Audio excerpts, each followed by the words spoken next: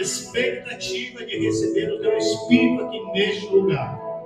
E que a tua boa mão faça, Deus, Pai, um nível de excelência nesse ambiente. Nós sabemos que aonde tu está, aonde teu Espírito está, aí há liberdade. E nós te pedimos, Deus, que essa liberdade ela se intensifique com nível de graça e de unção para a liberação da tua palavra sobre nós. Assim nós oramos e te agradecemos em nome de Jesus. Amém, irmãos. Glória a Deus. Toma assento. Queridos, graça e paz, bom dia a todos. Misericórdia, sangue de Jesus que foi. Graça e paz, irmão, bom dia. Bom dia. Amém. Agora sim. Está todo mundo bem, irmãos? Tá? Amém. Irmão, tem que estar bem, porque olha só, ontem estava a maior solução, a gente estava aqui reclamando. Eu não aguento mais. Aí bate uma chuva dessa aqui, eu te falo sério, né? E vamos agradar crente, não é bom, não, cara. Querido, Deus está nos proporcionando, né, um domingo de graça, frescor. Nossa ceia hoje à noite. Então, porque eu estou com irmãos, receio do meu tamanho, que eu sou maior que já tem por isso, né? Mas nós hoje vamos começar alavancando para essas 2 semanas. A gente tem 2 semanas, só uma semana, né?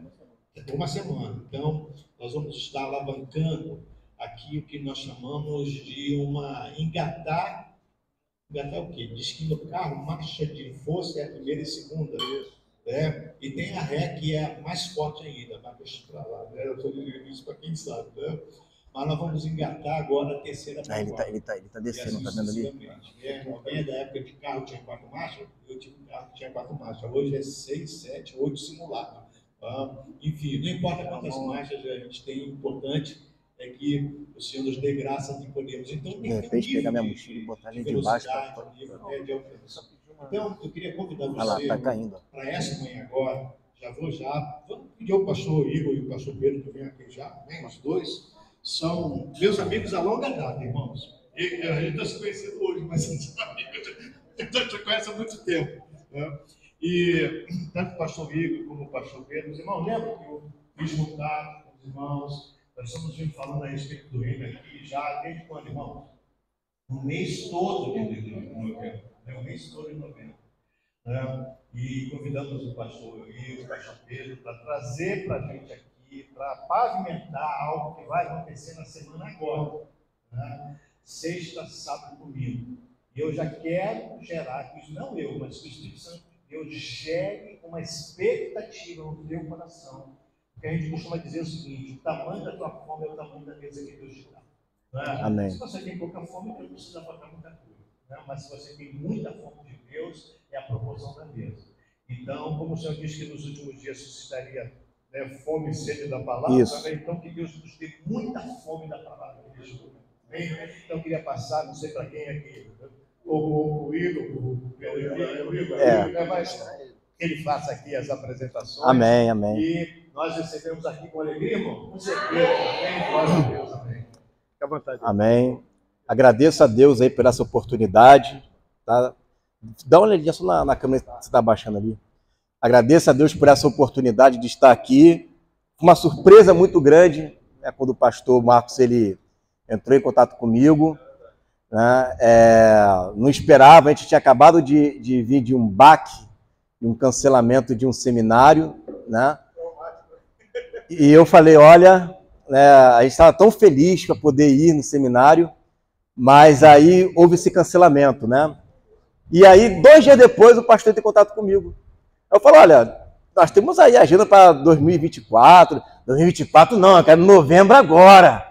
Tem que ser agora. Né? Eu falei, então tá bom, já que é para agora, vamos para agora. Né? E aí a gente conseguiu marcar, né? Todos os pastores estavam todos disponíveis para poder estarem aqui. Aí ele falou assim, não dá uma apresentação domingo. Beleza. Já era para vir domingo passado, só que aí a gente já tinha um compromisso, não teve como vir, né? Mas aí hoje está eu, o pastor Pedro, ele vai estar ministrando à noite. Estou muito feliz mesmo por estar aqui, pode ter certeza disso. Eu recebi, né? Uma luta espiritual muito grande. Né? Vocês podem ver que eu estou com o olho vermelho assim, né? Esse olhinho vermelho é porque Na quinta-feira eu tive uma cólica renal, nunca tive isso na minha vida, nunca tive. Dizem que cólica é uma dor pior do que parto, né? Então eu até brinquei lá com o pessoal, olha, eu já posso gerar o filho varão, né? Eu já posso gerar o Cristo, né? Já estou preparado para isso. Porque, irmãos, foi um negócio muito assim, eu nunca passei por isso, né? E eu tive que ir para o hospital, fiquei lá recebendo soro, pressão foi 17/10, eu não conseguia andar direito, ontem eu estava acamado, mas aí nós oramos, eu falei, não, amanhã eu vou estar bom, amanhã eu vou estar bom, tem que estar bom, isso é guerra espiritual, tem coisas naturais, mas também tem a guerra espiritual, né? E graças a Deus, né, estamos aqui de pé para pregar o reino de Deus, né? A gente sabe, né, que é uma luta, poderia vir qualquer dia do ano, mas tem que ser na semana, tem que pregar aqui, né? Não, eu falei, não pode, isso aí é espiritual mesmo, né? Mas, graças a Deus, eu conheço essa palavra há 22 anos, apesar de eu ter carência de ter 25, mas não tenho 25 anos, tá? Há 22 anos, né, que eu conheço essa palavra, que a gente ministra essa palavra. Eu sou de São Gonçalo. Você pode perguntar, pode vir alguma coisa boa de São Gonçalo? Pode vir sim, tá? Então, eu sou lá de São Gonçalo, do bairro do Colubandê. Ó, lugar chique, né? Lugar chique. Você mora onde? Copacabana? Você mora onde? Botafogo? Não, moro no bairro do Colubandê. Lá no bairro do Colubandê. E lá foi onde eu recebi essa palavra, foi onde Deus derramou as revelações, né, por intermédio de outros pastores que lá compareceram no ano de 2002, perdão. No ano de 2002 foi quando a gente recebeu essa palavra e até hoje nós temos ministrado essa palavra. É uma palavra que até agora tem sido ainda ministrada em boca pequena. Poucas pessoas sabem, não está na mídia, não está em muitos livros, ela está começando a ser divulgada agora. Mas está na sua Bíblia. Está escrito. Você vai ver nesse seminário, você vai ver alguns textos que eu vou mostrar aqui para você hoje de manhã, né, que tudo que nós vamos falar está respaldado na palavra. Nós não temos a pretensão de ensinar para você uma visão denominacional. Nós temos a pretensão de ensinar você a palavra de Deus. Tá? É a palavra de Deus que nós ensinamos. Se acontecer de alguém, de repente, participar ou se membro de uma denominação e ir contra o que aquela denominação ensina, paciência, né? Porque a gente não ensina a gente não tem uma cartilha de fé de denominação, nós temos a palavra de Deus. E nós cremos simplesmente no que está escrito. Apenas isso. Tá? E eu tenho certeza que o pastor Marcos aqui, ele já nos acompanha há 2 anos, né? E ele não ia colocar vocês numa furada. Ele não ia colocar vocês numa furada, que eu sei que ele ama as ovelhas, né? E se ele indicou, pode ter confiança, irmãos, que nós amamos a palavra, nós temos responsabilidade daquilo que nós ensinamos, e se nós não soubermos, vamos dizer, não vamos inventar moda, não vamos inventar resposta, não vamos dizer, né? Eu vou ler aqui, semana que vem, se a gente não souber, nós não sabemos. E ponto final, deixa que papai uma hora revela para a gente. Tá? Nós não vamos ficar inventando moda para dar uma resposta só para dizer que sabemos. Se a gente não sabe, a gente está aprendendo ainda. Tá? Amém? Então eu quero ler para os irmãos um texto aqui de Hebreus, eu sempre gosto de utilizar esse texto. Um texto aqui de Hebreus, capítulo 5. São 11h07. Até meio-dia? Então tá bom. Vamos lá. Hebreus capítulo 5, versículo 8. Hebreus 5, 8. Tá ali na telinha, ó. Tecnologia é uma bênção, né? Vamos ler, olha só. Ainda que era filho, aprendeu a obediência por aquilo que sofreu. Versículo 9. E sendo ele consumado, a palavra ali consumado é teleio, tá? Que significa aperfeiçoado. E tendo sido aperfeiçoado, veio ser a causa da eterna salvação para todos os que lhe obedecem, chamado por Deus, sumo sacerdote, segundo a ordem de Melquisedeque, do qual muito temos que dizer, de difícil interpretação, hein? Difícil interpretação. Porquanto vos fizestes negligentes para ouvir. Olha isso, hein? Porque, devendo já ser mestres pelo tempo, ainda necessitais de que se vos torne a ensinar quais sejam os primeiros rudimentos das palavras de Deus, e vos haveis feito tais que necessitais de leite e não de sólido mantimento. Porque qualquer que ainda se alimenta de leite não está experimentado na palavra da justiça, porque é menino. Mas o mantimento sólido é para os perfeitos, os quais, em razão do costume, têm os sentidos exercitados para discernir tanto o bem como o mal. Então veja bem, o escritor aos Hebreus, ele vai fazer uma puxada de orelha ali, naquela comunidade, porque eles, pelo tempo decorrido, já eram para ser mestres em muitos assuntos. E eles ainda estavam gateando no leite. Qual era a mensagem que eles estavam pregando? Está aqui no capítulo 6, vai falar sobre fé, arrependimento de obras mortas, doutrina de batismos, imposição de mãos, ressurreição dos mortos e juízo eterno. Isso é errado? Não é, tanto é que ele fala no versículo 2, isso faremos se Deus permitir. Né? Vamos pregar sobre isso se Deus permitir.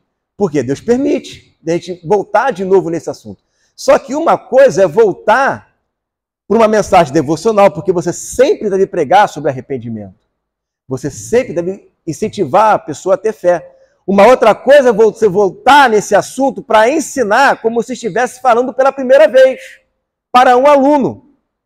E é isso que ele reclama aqui. Olha, eu já era para avançar, para falar sobre textos de difícil interpretação. Quando nós saímos do leite, que são assuntos fáceis de entender, que você não precisa entrar numa explicação mais profunda, uma mensagem simples, a pessoa já entende. Isso é leite. Falar sobre arrependimento é leite. Tanto é que a primeira mensagem que a pessoa ouve quando recebe Jesus é o quê? Arrependimento. É fé em Deus. Porque isso é leite. Ele não precisa sentar numa escola dominical para poder aprender. E numa mensagem ele já capta que ele precisa se arrepender, mudar de comportamento. Ele, na primeira mensagem, ele já aprende que precisa se batizar. Ele já aprende que existe uma ressurreição, porque isso é leite. Só que isso é o primeiro passo da fé cristã. E, infelizmente, muitas igrejas pararam aí. Falam de arrependimento, amém? Eu acabei de falar que não deve parar de falar. Continua falando. Só que não é para parar aí. É para avançar. Porque eu não preciso, cara, que eu preciso no sentido da minha vida me arrepender todo dia. Mas eu não preciso de alguém sentar e me falar, eu vou te ensinar o que é arrependimento. Eu já preciso passar dessa fase, pelo amor de Deus. É o que está falando, olha, se você não passou dessa fase, você é um negligente. Você é um negligente, você precisa passar dessa fase. E o que as igrejas hoje ensinam, né, é apenas isso. E é só isso. Tanto é que quantas vezes você já ouviu? Não, irmãos, esse negócio de escatologia, tempo do fim, isso é para você aprender no seminário. O importante é ganhar alma. O importante é você ganhar pessoas para Jesus. Não, tudo bem, está aqui, ó, é leite. Mas eu vou viver de leite o resto da vida? Uma vez eu congreguei numa igreja que o pastor falou isso para mim. Você está preocupado com questões de escatologia, preocupado com a volta de Jesus? Claro que eu estou preocupado com a volta de Jesus, como é que eu não vou me preocupar? Né? Está preocupado com a volta de Jesus? Né? Tantas pessoas com problemas na alma, tantas pessoas com depressão, falam assim, pastor, mas eu não estou com problema na alma e nem estou com depressão. Eu quero um alimento sólido. Se você não tem para dar, vou procurar onde tenha. E não fica me equalizando com pessoas que estão nascendo de novo. Quem nasceu de novo tem um alimento. Agora, quem já está há bastante tempo na caminhada tem que ter um outro tipo de alimento. Eu não posso ficar comendo junto com o bebê, ficar ali no berçário espiritual o resto da vida. A minha situação é outra, não tem a ver com aqueles ali. Amém, traga uma mensagem para eles. Mas para as pessoas que já passaram dessa fase, é outro tipo de mensagem. Você tem aí? Se não tiver, vou dar linha na pipa. E acabei dando mesmo. Né? Porque esse tipo de mensagem sólida requer do professor, requer do pastor estudo. E não são muitos que querem estudar. Não são muitos que querem voltar para aquela fase, muitas das vezes, inicial. Que foi o que eu tive que fazer. Apesar de conhecer o Evangelho do Reino com 20 anos de idade, eu comecei a pregar com 16 anos de idade. Comecei a estudar com 14 a palavra de Deus. Então, eu já era líder de jovens adolescentes com 16. E eu já estudava pelo Instituto Cristão de Pesquisa, Defesa da Fé, que é daquela época, conhece, que naquela época foi um ban nas igrejas evangélicas. Eu estudei com o Natanael Rinaldi, né, com toda essa galera aí. Então, desde cedo, eu já fui dado as Escrituras. Então, quando eu recebi o Evangelho do Reino, eu tive que parar e voltar a estudar de novo. Voltar a reler de novo. Isso não é vergonha nenhuma. Isso não é vergonha. Estudar a palavra nunca é vergonha para ninguém. Tem gente que acha que isso é humilhação. Mas aqui está bem claro, se vocês não se aperfeiçoarem, vai ter tipo de assunto que eu não vou poder tratar com vocês. Vou ter que ficar sempre falando de fé, pegando passagens dos profetas e acabar utilizando elas para devocional. Pegar salmos e utilizar salmos para devocional. Pegar mensagens do Antigo Testamento, da lei, e aplicar elas para mensagens motivacionais, ao invés de fazer aplicações doutrinárias, aplicações do tempo do fim. E uma coisa importante, que se você for ler lá, em 1 Coríntios capítulo 2, igreja de Corinto é uma igreja carnal. Você sabe disso. Paulo fala isso. Tanto é que os assuntos tratados ali em Corinto, ele vai falar sobre o quê? Ressurreição, ele vai falar sobre batismo, ele vai falar sobre fé, tudo relacionado a leite. Que ele vai tratar ali. Vai falar sobre juízo, tribunal de Cristo, assuntos que é leite. Está tudo lá em Coríntios 1 e 2. Mas no início do 1 Coríntios, ele vai dizer, olha, existem mistérios de Deus. Mistérios profundos de Deus. Mas que eu não posso falar porque vocês ainda são carnais. Vocês ainda são alimentados com leite. Vocês são carnais. Então, de fato, a pessoa carnal, ela não está apta, como diz aqui o escritor aos Hebreus, a mente não está exercitada para discernir coisas mais profundas. Então, o que ela suporta? Ela suporta só o leite. Isso é um elogio? Não é. Isso o escritor aos Hebreus chama de negligente. A nossa proposta para as igrejas do Brasil é elevar o patamar do conhecimento através do aperfeiçoamento. O aperfeiçoamento da fé. Você leu comigo aqui no versículo 8, versículo 9, que Jesus aprendeu a obedecer por aquilo que sofreu e tendo sido aperfeiçoado. Eu falei isso no retiro escatológico em setembro agora, né? Eu perguntei para os jovens lá, Jesus era perfeito desde que nasceu? Todo mundo, é! Eu falei, mas aqui diz que ele foi aperfeiçoado. Como é que ele nasceu perfeito? Jesus nasceu puro, sem pecado. Sem pecado. E nunca pecou. Mas perfeito ele não nasceu, não. Porque perfeição na Bíblia tem a ver com maturidade. E Jesus, ele precisou aprender a obedecer. Lucas 2,52 diz que ele crescia em estatura, graça e conhecimento. Ele precisou aprender. Ou você acha que já nasceu lendo? Ele aprendeu a ler, ele aprendeu a escrever, ele aprendeu a discernir. Tudo isso normal, com uma criança, aprendendo, né?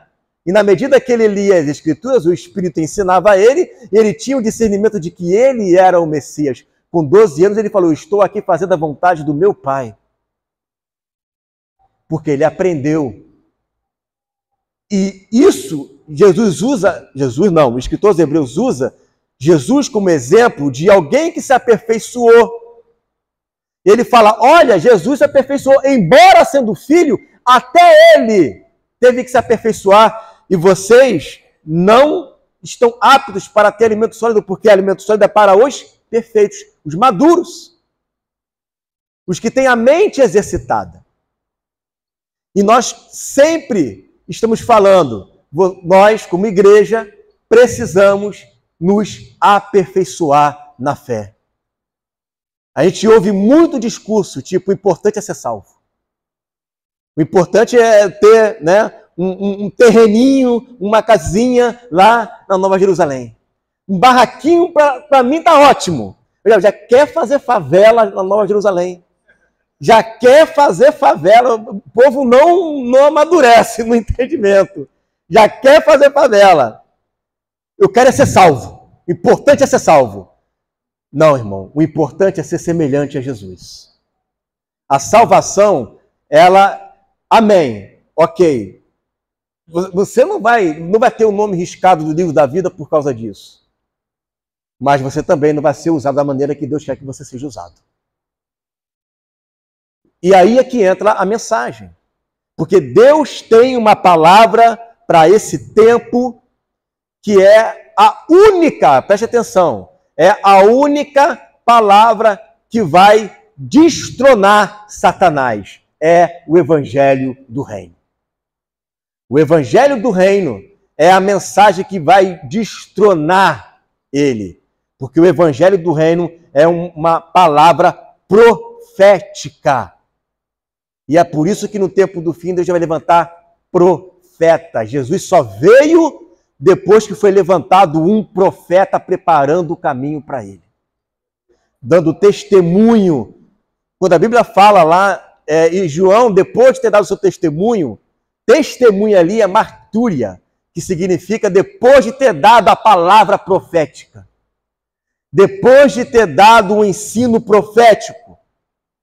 Então, João Batista veio para ensinar, preparar o caminho do Senhor com o Evangelho do Reino, com uma palavra profética.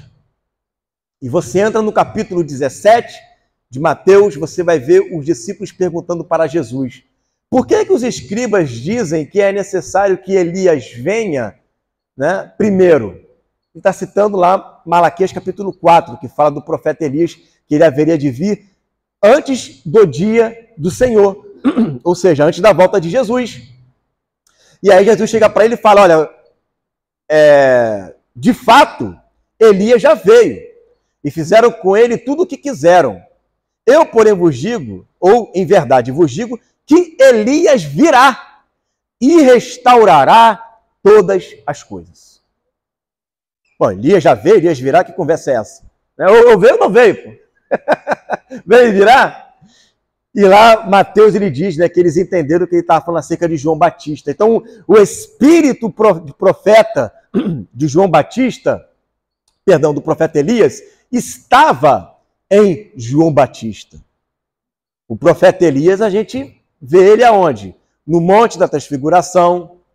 Nós vemos os seus sinais lá em Apocalipse, no capítulo 11, quando nós vemos as duas testemunhas ali, uma delas tem o espírito de Elias, que faz parar de chover durante 3 anos e meio. Amém? Então, esse espírito de Elias, que estava em João Batista e preparou o caminho do Senhor, voltará novamente e restaurará todas as coisas. Mas não vai voltar em uma pessoa. Até estava brincando, se as duas testemunhas fossem só 2 pessoas, era eu e Pedro. Quero nem saber. Quero nem saber, é eu e ele. Mas não são só 2 pessoas, né? Ele envolve a igreja, porque eles são o candeeiro. E candeeiro fala de igreja, não fala de membro, fala de igreja. Então, esse ministério profético das 2 testemunhas vai voltar ativa na igreja. E vai voltar com uma palavra que eu quero ler aqui para vocês, que está em Apocalipse. Olha que interessante essa palavra aqui, gente. Apocalipse capítulo 1.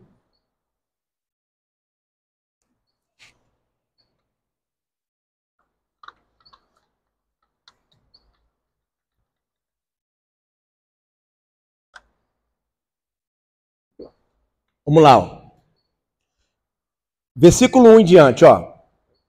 Revelação de Jesus Cristo que Deus lhe deu para mostrar aos seus servos as coisas que em breve devem acontecer. E que ele, enviando por intermédio do seu anjo, notificou ao seu servo João, o qual atestou a palavra de Deus e o testemunho de Jesus Cristo. Testemunho aqui, no grego, é martúria. É a palavra profética, palavra dos profetas. A palavra de Jesus Cristo que ele antes entregou aos profetas. Esse é o testemunho de Jesus.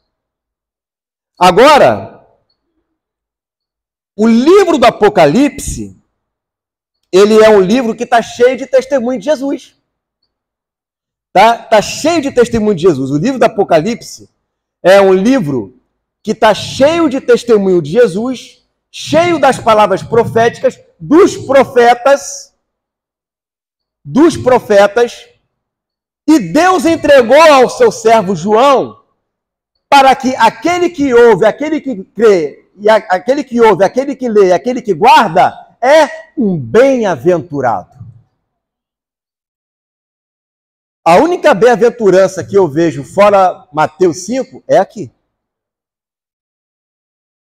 Ler o Apocalipse é muito complicado. Não é complicado. Bom, é complicado para quem não tem a revelação. Depois que tem, né? Então pega aquele ditado, né? Isso aqui é um bicho de 7 cabeças. É cada besta. Né? É por cada besta.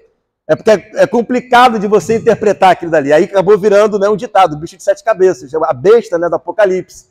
Isso aqui é difícil demais, é a besta do Apocalipse. Mas o testemunho de Jesus está aqui. Eu quero aprender sobre o testemunho de Jesus. Eu quero ouvir sobre o testemunho de Jesus. Olha o que está.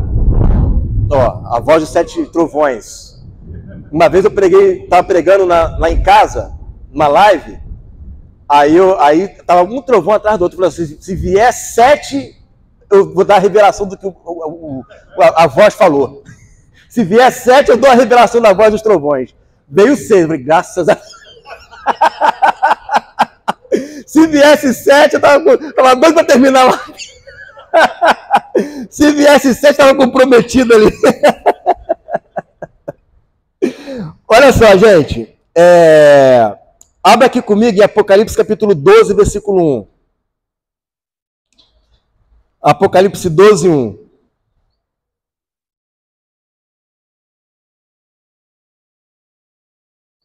12, 11, perdão.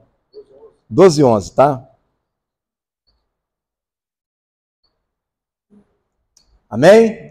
Agora eu só vou ler Apocalipse, gente, fica tranquilo. Apocalipse 12, 11. E eles o venceram o quê? A besta, né? Eles o venceram pelo sangue do Cordeiro e pela palavra do seu... Olha aí. Como é que eu vou vencer a besta, o anticristo, com o evangelho do reino? É pela palavra do seu testemunho. A palavra do seu testemunho, a Bíblia vai falar lá em Apocalipse 11, que os profetas ali, as duas testemunhas, diz assim no finalzinho, e quando eles terminarem o seu testemunho, a sua palavra profética, por isso que eles são chamados de as duas testemunhas, né? Os dois mártires que anunciam a palavra profética. Por isso eles dizem profetizarem.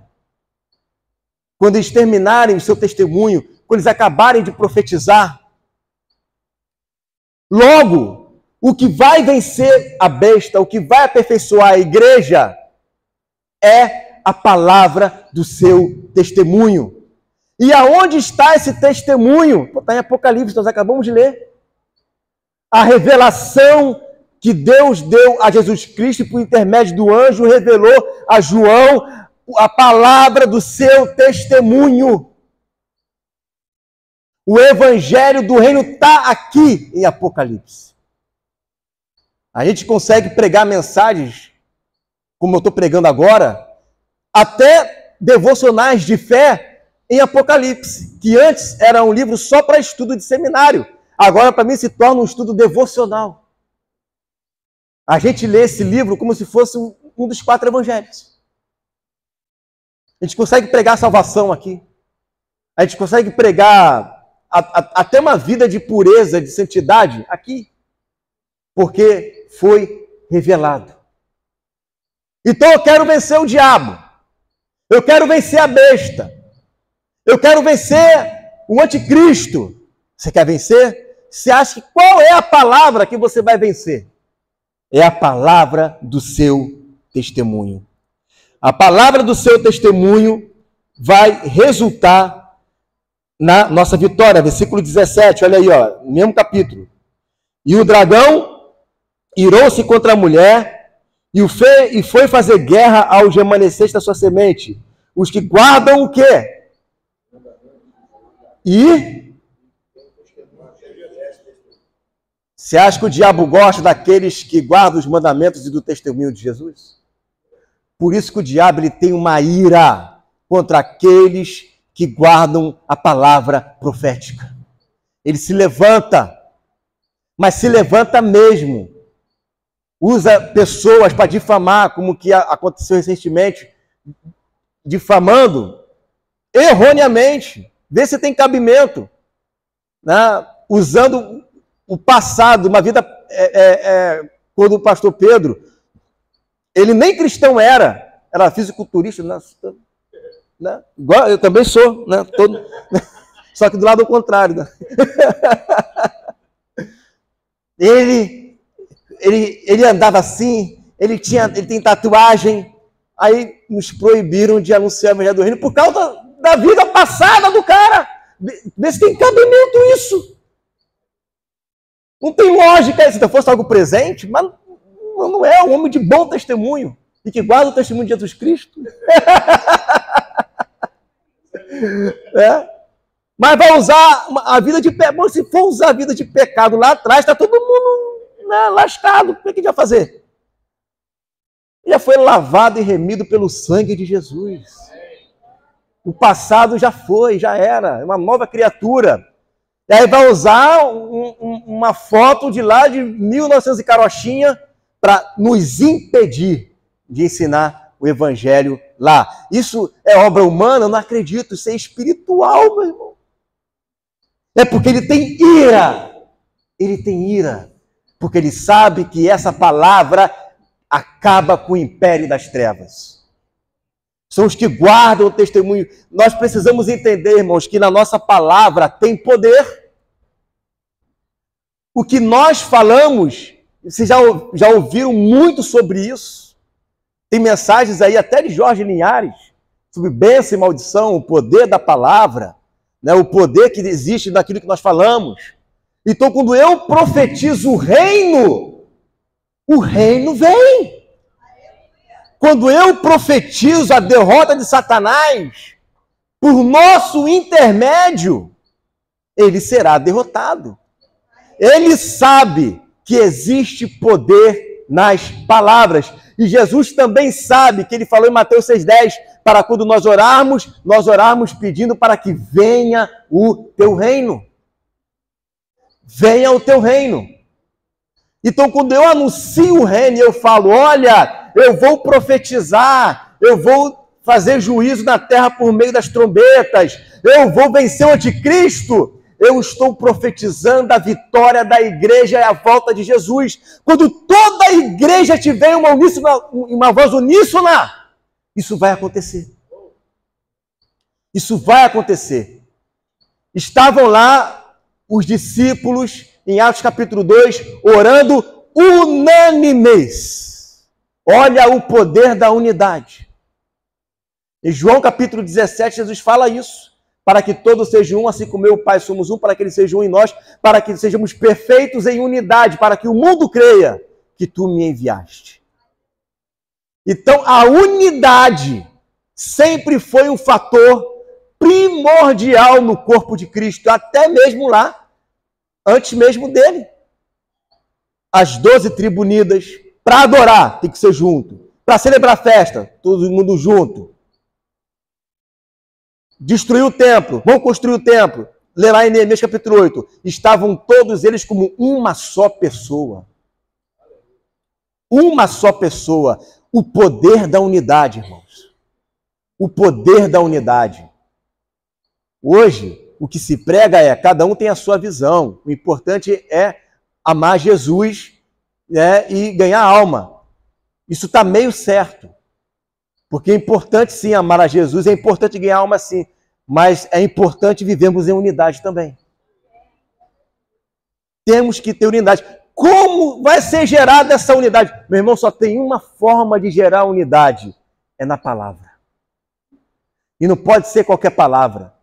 Tem que ser uma palavra que não tenha contradição. E tem que ter gente com coragem para poder ensinar. Porque vai ter perseguição. Uma vez uma irmã perguntou para mim, como é que eu sei que o que vocês ensinam é verdade? Eu falei, se você conseguiu contradizer, então o que eu ensino é mentira. É só você contradizer. Você consegue contradizer? Isso não é por orgulho não, gente. Não faz por orgulho. Mas eu sei em quem eu tenho crido. Eu sei em quem eu tenho crido. Sabe, se conseguir contradizer, olha, é um sacrifício para a gente arrumar um debate. É um sacrifício. As pessoas não querem debater com a gente. Gente que nos conhece, gente de rádio que nos conhece. Pessoas da mídia que nos conhecem, mas não convida a gente para um debate. Recentemente, um pastor, ele não me conhecia, e ele ia até em debates daquele programa Vejam Só, né? Veja Só. E aí ele falou assim, não, vou marcar assim, não sei o que e tal. E assim agora em novembro. Aí ele entrou no meu canal. Já falei com ele 2 vezes, não me respondeu até agora. Um pré-tribulacionista. Eu vivo me perguntando por quê? Por que as pessoas não querem, né? É só mais um. Chama homossexual, chama testemunho de Jeová, chama kardecista. Por que não nos chama? Né? Se acha que nós ensinamos também algo errado. O que está acontecendo? O que eu vejo de uma maneira assim espiritual é que no momento Deus não quer. Porque essa palavra não é para conseguir visualizações, aplausos. Essa palavra é uma palavra do tempo do fim e ela tem que ser levada a sério. Essa palavra não é para ser comercializada. Nós vimos o caso, o pastor Pedro sabe disso, de pessoas que nos conhecem, aprende com a gente.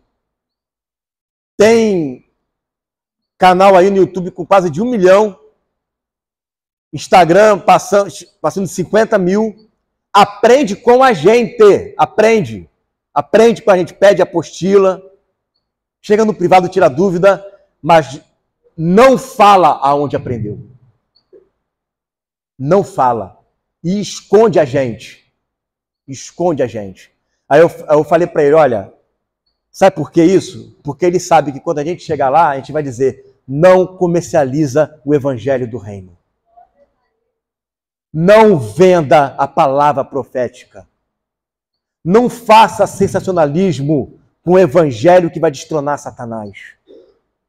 E o que eles fazem é pegar essa palavra que aprenderam com a gente e transforma em seminário comercial e cursos.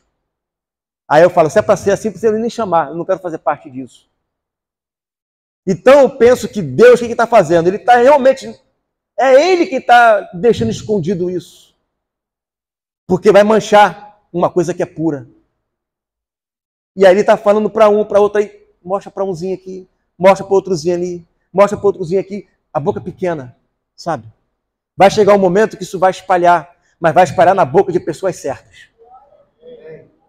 Na boca de pessoas certas que foi provado antes, que não venderam, não negociaram essa palavra, que não usaram dela motivo para ganhar dinheiro, mas usaram dela para se aperfeiçoarem e destronar Satanás. Porque a gente não cobra para poder pregar, a gente não cobra para poder ensinar, a gente até dá do nosso dinheiro muitas das vezes, da passagem e tudo mais. Porque o que de graça recebemos, de graça damos. Ah, mas você estudou seminário? Estudei. Eu sou pós-graduado em História da Igreja, me formei pela Batista do Sul. Mas o que eu aprendi do reino, eu aprendi de graça. Eu não aprendi sentado num seminário. O que eu aprendi sentado num seminário são coisas humanas. Tem coisas divinas ali, mas 90% é filosofia, é doutrina de reforma, é doutrina disso, é doutrina daquilo. 90% do que eu aprendi na palavra veio do alto. Veio do alto. E é por isso que tem gente que acha que nós somos orgulhosos e que nós somos presunçosos. Porque quando, às vezes, as pessoas vai nos contradizer, ela não consegue. E eu, mais uma vez, irmãos, pelo amor de Deus, isso não é para minha glória.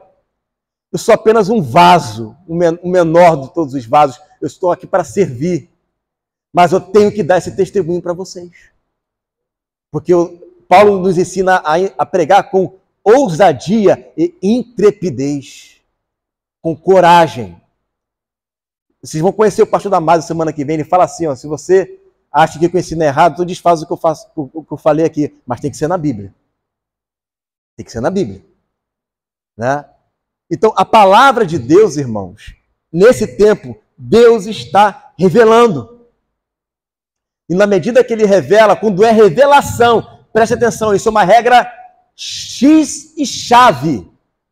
Quando é doutrina de homem e quando é algo de Deus. Quando é doutrina de homem, sempre tem ponta solta, sempre tem alguma coisa em aberto, e qualquer um pode trazer uma visão que venha bater de frente com a dele. Quando é de Deus, nenhum homem consegue contradizer. Nenhum homem pode ser PhD, pode ser pós-doutorado, pode ter centenas de livros. Nenhum homem consegue contradizer. Está lá em Atos capítulo 6, quando Estevão estava sendo apedrejado, estavam lá os doutores lá, várias pessoas, contra um homem.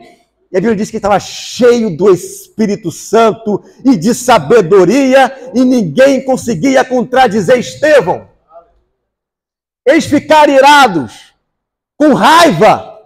Resultado, foi martirizado a pedrada. E ele mesmo, cheio do Espírito, falou, nem matando os outros, eles sabem o que estão fazendo. Eles não conseguem nem contradizer e não conseguem nem entender o que eles estão fazendo. Pai, perdoa ele. Creia que o que você vai receber aqui na semana que vem é algo que vem do alto. Você vai ficar surpreso com as coisas que você vai ouvir. Você vai ficar surpreso. Pode ter momentos que você possa dizer assim, não é possível isso, não é possível isso. Teve um pastor que falou para mim assim, eu fiquei 20 anos aprendendo errado. 20 anos aprendendo, agora eu estava aprender certo. É normal, gente, é normal. Isso é normal. A gente não está no tempo dos apóstolos. Se a gente estivesse no tempo dos apóstolos, ia todo mundo aprender tudo certinho. Só que a gente está 2000 anos na frente. Já veio a Igreja Católica, já veio várias visões diferentes, está tudo uma bagunça. Só Deus para restaurar isso. É só Ele. E se Ele não revelar, não está revelado. Eu posso estudar, conhecer do grego, conhecer do hebraico. Se Deus não revelar, não adianta. Não adianta. A palavra revelada é uma palavra que, primeiro, ela arde no teu coração. Você, quando ouvir, você vai dizer, nossa, isso aqui bateu diferente no meu coração. Bateu algo diferente aqui. E quando você ouvir, você vai ver que... Escuta o que eu estou te falando, depois você me cobra. Ela não tem contradição. Não pode ter. Ela não pode ter, porque é de Deus. Que se tiver, irmão, não é de Deus, aí é do homem, é eu falando. Aí é homem falando. E olha aqui também, ó. Apocalipse 19:10. Vamos abrir aqui Apocalipse 19:10.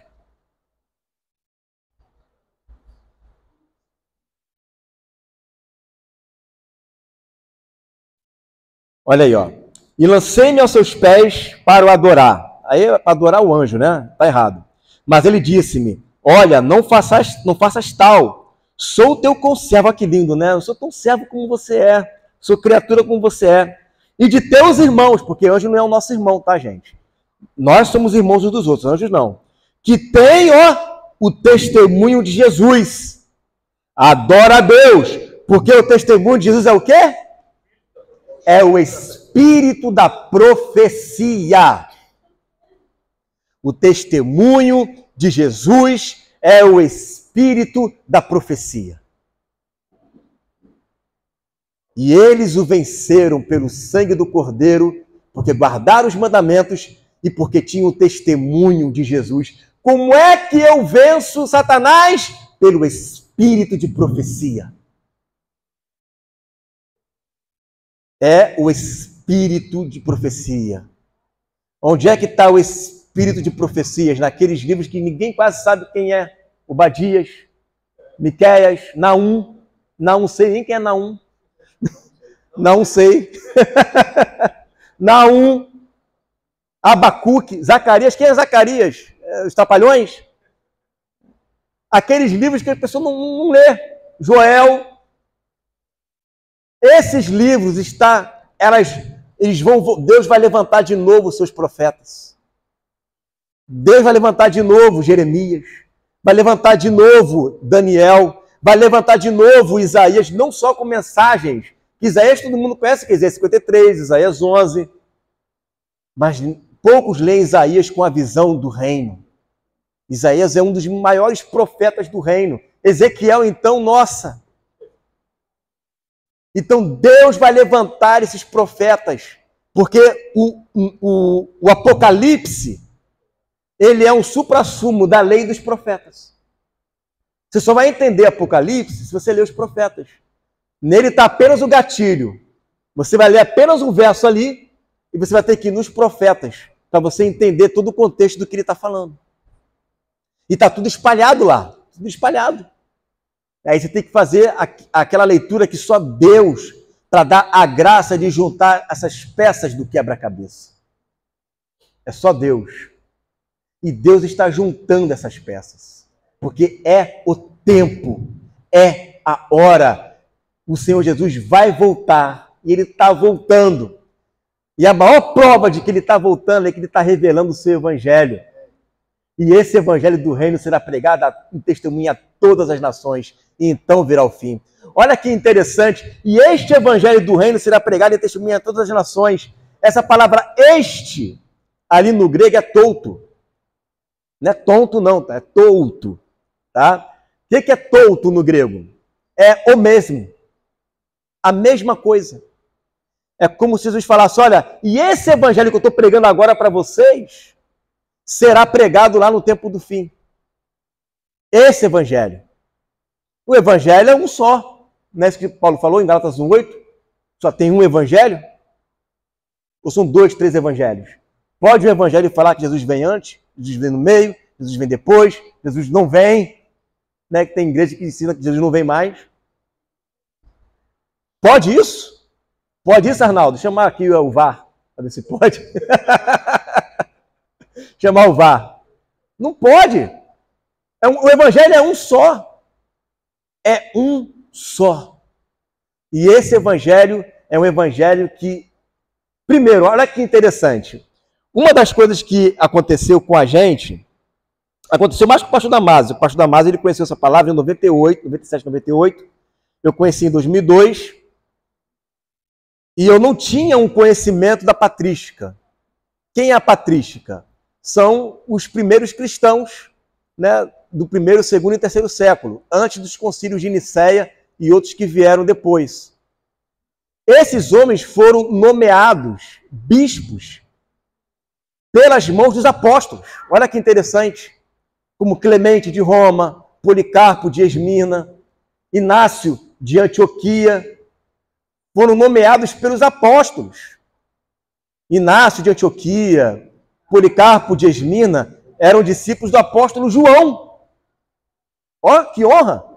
Né? E esses homens deixaram escritos ali o que eles criam e deixavam de crer. Esses homens geraram outros discípulos. Como, por exemplo, Policarpo gerou Irineu de Leão. Irineu de Leão foi bispo da França, um dos maiores apologistas da época. Escreveu um livro famosíssimo chamado Contra Gnoses, ou Contra as Heresias. 5 livros, detalhando toda a fé da igreja daquela época. E ele dizia no seu livro assim, porque toda a igreja, mesmo espalhada em todo o mundo, ela tem uma só mensagem, como se tivesse uma só boca, um só pastor, uma só casa, e morássemos todos debaixo do mesmo teto. Ao mesmo tempo, assim, ensina, entrega e as prega. A igreja primitiva, principalmente na área escatológica, ela tinha uma visão só. E ela era totalmente escatológica, a igreja. Porque o que movia ela era o reino de Deus. O que movia ela era o reino de Deus. E aí, quando nós tivemos acesso ao evangelho do reino, e muito mais o pastor Damaso do que eu, ele falava assim, não é possível.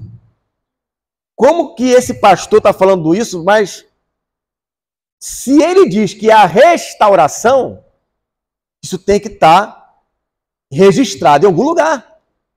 Não pode falar que isso é uma restauração e aí? Cadê? Quem nunca ninguém nunca ouviu isso? Ninguém nunca pregou isso, está restaurando o quê? Porque esse tipo de pregação a Testemunho de Jeová faz. Estamos aqui restaurando. Os mormons faz. Estamos aqui restaurando. E aí, em 2000, a editora Paulus, a Igreja Católica, ela tinha ali um acervo de livros da patrística que estavam tudo lá sem traduzir para português. E eles traduziram para o português. E esses livros foram dispostos, um tiro no pé deles também, né? Como é que um negócio desse? É só Deus mesmo. Eles vão lá e liberam esses livros. E quando o pastor Damásio, ele foi ler esses livros, ele falou assim, não é possível um negócio desse. Tudo que a gente está ensinando aqui, os caras já ensinam há 2 mil anos atrás.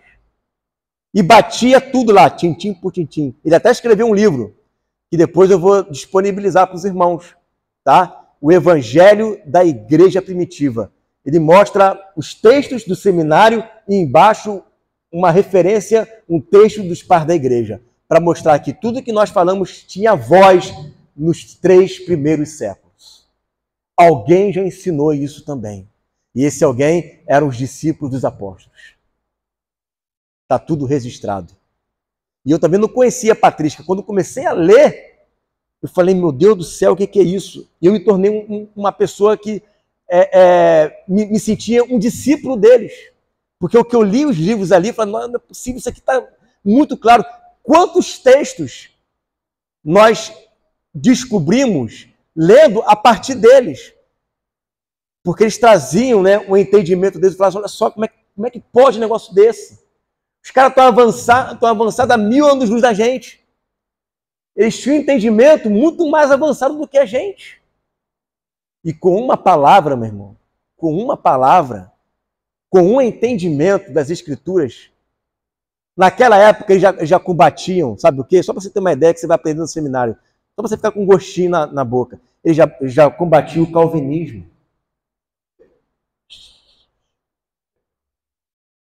Isso naquela época era heresia. Heresia, tá? Já combatiam isso. E outras coisas que você vai aprender no seminário. Isso era tido como heresia, tá? Heresia. Não era considerado cristão quem cria assim. Para você ver o nível de radicalismo que eles tinham com relação ao evangelho, com relação à palavra. E está tudo registrado. Por que as igrejas da reforma só pegam a reforma para cá? Se pegar para trás, vai dar contradição, não vai bater com o que eles creem. Por isso que eles pegam só de 1517 para cá. Façam um curso, um precinho abençoado, Teologia da Reforma. Por que não faz a teologia da patrística? A teologia da patrística restaura. A teologia da reforma, reforma. Qual é a diferença de reformar para restaurar? reformar, por exemplo, isso aqui é branco, né? Eu venho, imagina tudo enferrujado. Aí eu venho aqui e reformo, boto um azul, boto um preto, reformei. Restaurar, eu tenho que deixar do jeito que estava. Igualzinho. Isso é restaurar. E a reforma não restaurou, a reforma reformou. Quem vai restaurar é os que têm o espírito de Elias no tempo do fim. Esses é que vão restaurar a fé da igreja original. Original. E nós vamos aprender isso, irmão. Nós vamos ficar aqui um final de semana, e eu acredito que não será só um final de semana, vamos fazer uma aliança aqui com o pastor, com vocês. A gente mora aqui perto, né? A gente mora aqui perto. É só atravessar a poça ali. Né? Mora aqui perto. E a gente vai ficar aqui disponível para vocês, porque o que mais nós queremos é fazer discípulo. Né? É gerar pessoas que amam o Evangelho do Reino. E quando eu vi o amor por essa palavra que o pastor de vocês tem, eu falei, Pedro, a gente tem que ir lá. Eu desmarquei um compromisso hoje à noite. Eu não vou trazer mensagem hoje à noite, que vai trazer a ele, mas eu queria estar aqui, só para ter o prazer de estar aqui, né, com os irmãos. Eu desmarquei um compromisso que eu ia pregar numa outra igreja lá, para estar aqui com vocês. Porque aonde tem gente que ama o reino, eu quero estar junto. Eu quero estar perto, né? Eu quero estar ali em comunhão. Porque o meu desejo é gerar pessoas que amam o Evangelho do Reino. Quando eu vejo isso, não importa. Pode estar caindo o temporal que for, pode estar caindo a chuva que for, a gente vai lá. Né? Nós vamos lá. Eu sei do meu propósito aqui, eu sei para que eu nasci. Eu sei por que eu nasci. Eu não nasci por um acaso, eu não nasci porque mamãe quis, porque papai quis. Eu nasci da vontade de Deus. Eu nasci com um propósito. Estar aqui ensinando isso é um cumprimento do meu propósito. É parte daquilo que ainda vai acontecer. Então, eu sei muito bem, com 16 anos, Deus já me revelou o porquê que eu nasci. E eu caminho dentro dessa visão até hoje. Né? Então, vir aqui é uma obrigação, que Paulo falou. Né? Ai de mim se não pregar o evangelho, porque isso para mim é uma obrigação. Ele sabia por que ele nasceu. Ele sabia o motivo pela qual ele tinha vindo aqui nessa terra, passar uns pouquinhos de anos aqui. E eu também, os pouquinhos de anos que nos restam, vai ser para ser dedicado ao reino de Deus. Se Jesus voltar e depois de eu morrer, né, que eu acredito que não, né, mas se eu morrer, eu vou morrer sabendo que cumpri o meu propósito aqui na terra. Né, sabendo que eu guardei o bom depósito, completei a carreira e guardei a fé. É assim que eu quero. Então, pregar o reino de Deus, falar do reino de Deus, anunciar o reino de Deus, para mim é a maior alegria que eu tenho na minha vida. Agora você vê, pregar um reino, pregar a volta de Jesus. É só maluco mesmo, para ficar indo para falar da volta de Jesus. Né? Ficar falando de profeta, ficar falando de Miqueias, viajar para outro estado para estudar Joel. Isso é coisa, né? Só quem tem um testemunho de Jesus. É só para quem tem um testemunho de Jesus, irmão. É só para quem tem um testemunho de Jesus. E é por isso que Deus dá graça.